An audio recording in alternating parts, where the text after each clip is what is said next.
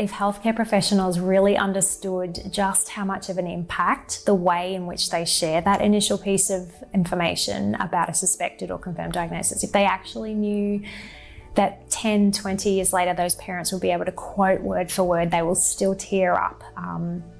I think that we would really approach how we share that information very differently, and I hope that that's what we can achieve with this project.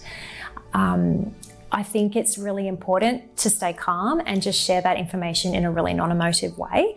At the end of the day, it's information only.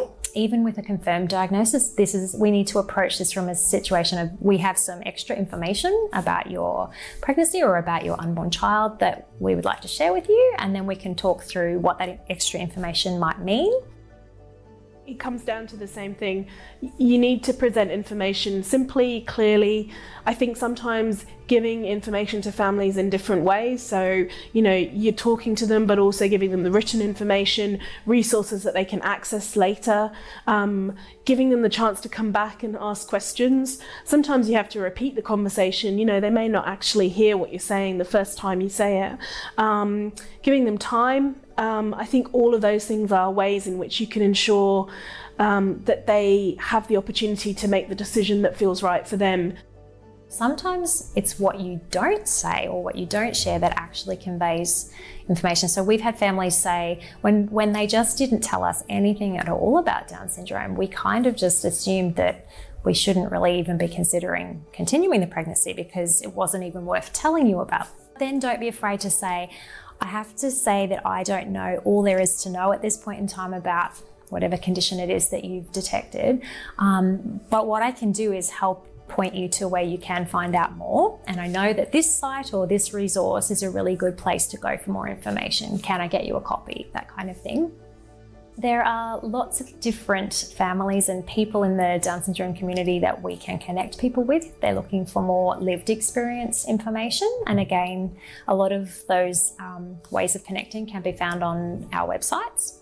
So right from the word go, I wasn't given any information about what Down syndrome was. And, I still remember saying at the hospital, there's pamphlets for smoking in your pregnancy and diabetes in pregnancy, and where is the information? So I was just told to go home and Google it, which 10 years ago was not a pretty sight.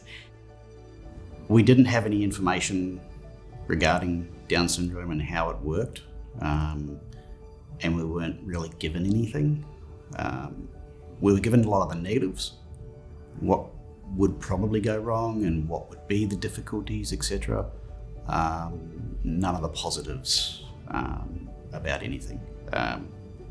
We had to continuously ask specialists to stop asking for abortion and things like that, because it was getting really annoying.